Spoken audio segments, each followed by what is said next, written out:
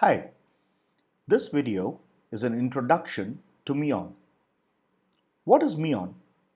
Meon is your app network. Let's say you want a specific web experience.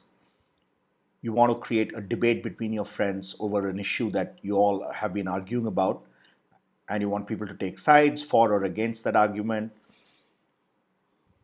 Another example, let's say you want to create a training app for your organization and you want it to contain training content, quizzes, certifications, and so on.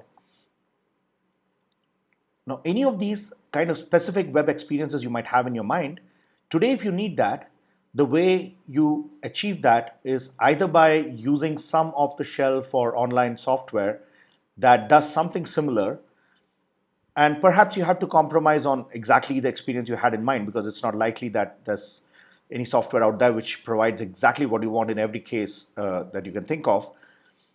The other option is to hire skilled developers, and after a few months and a few $1,000s, you have that experience.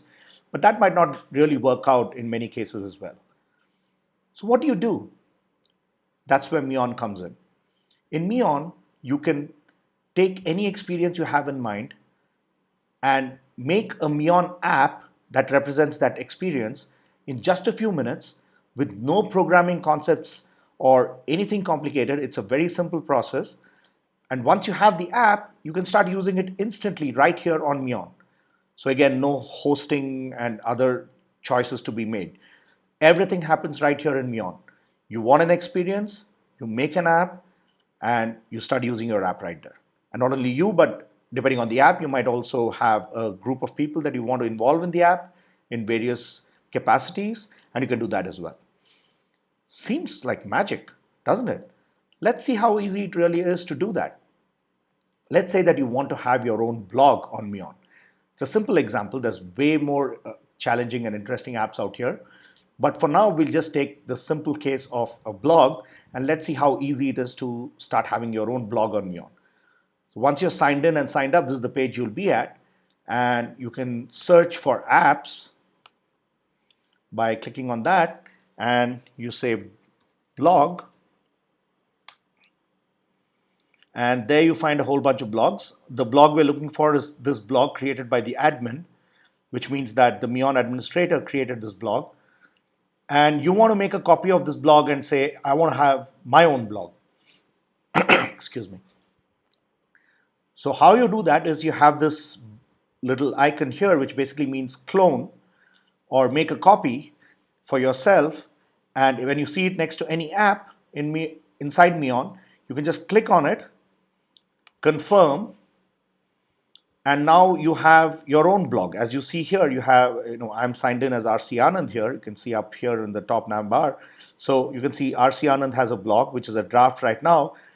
And it's a draft because you could possibly make some more changes to it before you actually publish it and start using it. But in this case, you can just publish it and you have your blog. And you can see that you can create a new post. Click on that and say, my first post body. You can possibly tag it.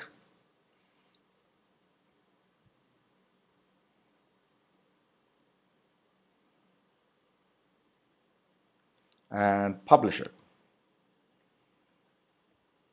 That's it. So that's all it takes to make an app and start using it. Now, this is not actually making an app from scratch, but you took an existing app and you cloned it and made it your own. And we'll quickly also see in a minute how you make the same app for yourself, and it doesn't take much longer than that either. But before that, let's try and understand what the structure of an app is. So every page has this section. Most pages have this section up here when you're in the context of something within an app. So right now I'm in the context of a post, a specific post called my first post. And so you can see where you are. So this basically is saying that there's a user. If you see this icon, it's a user called RC Anand, and he has an app, and this icon stands for an app called blog, and that app has an item called post, and in that post, the same user, RC Anand, created an actual post instance or it's called an item instance of the post item. And it's called, the title of that is my first post.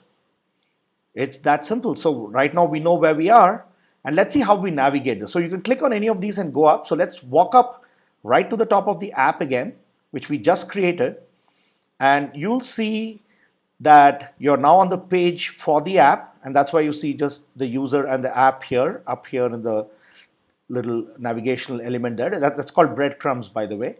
And you're in the blog, and the blog has posts, as you see here.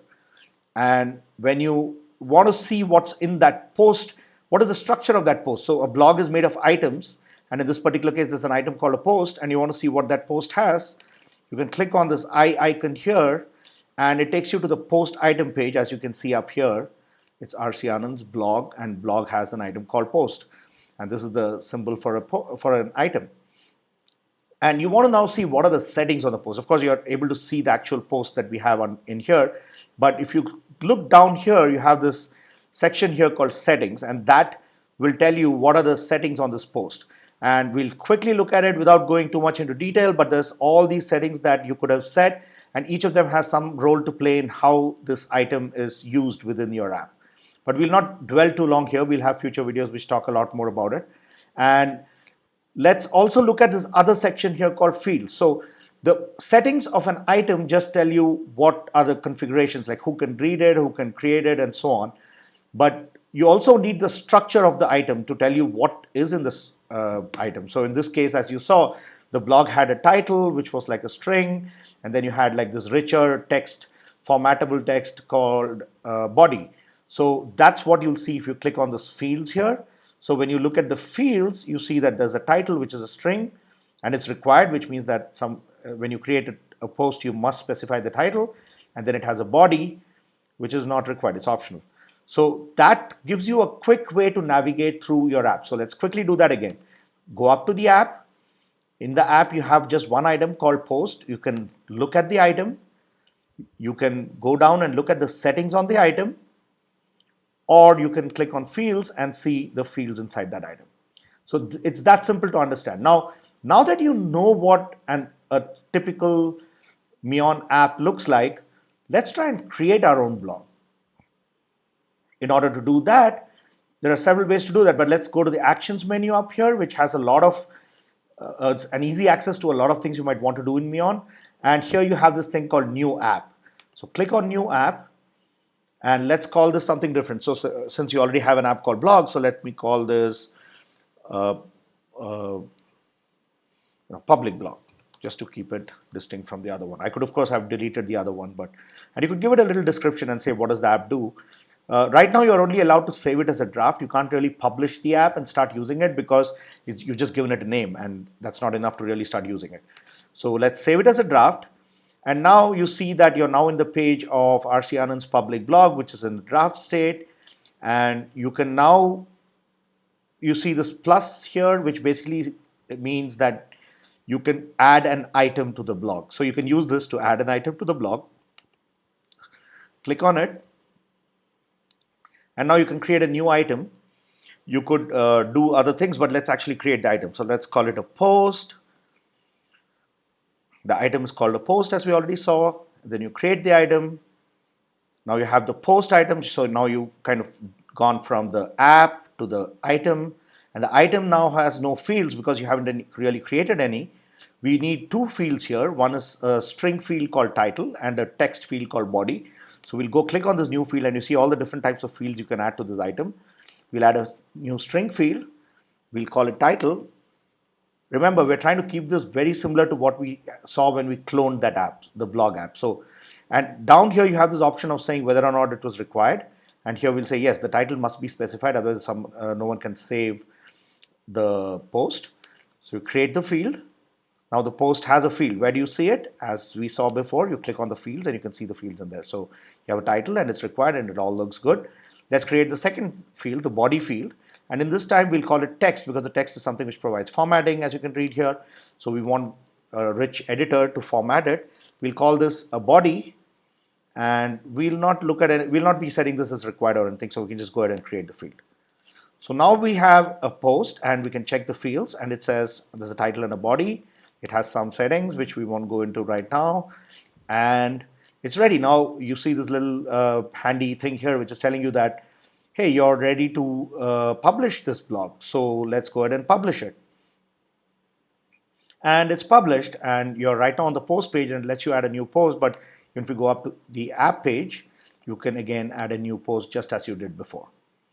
So you get the title and the body which you just described when you described the app, and you can again publish it or save your post and then publish it later and do all those good things. So this is a very quick overview of the things you do inside Meon. So to recap, we saw what Meon really is. Meon is your app network, a place where you find a bunch of apps. You can clone some of them if you want. You can directly write into some of them if you're permitted to, or you can create your own apps from scratch, as we just saw.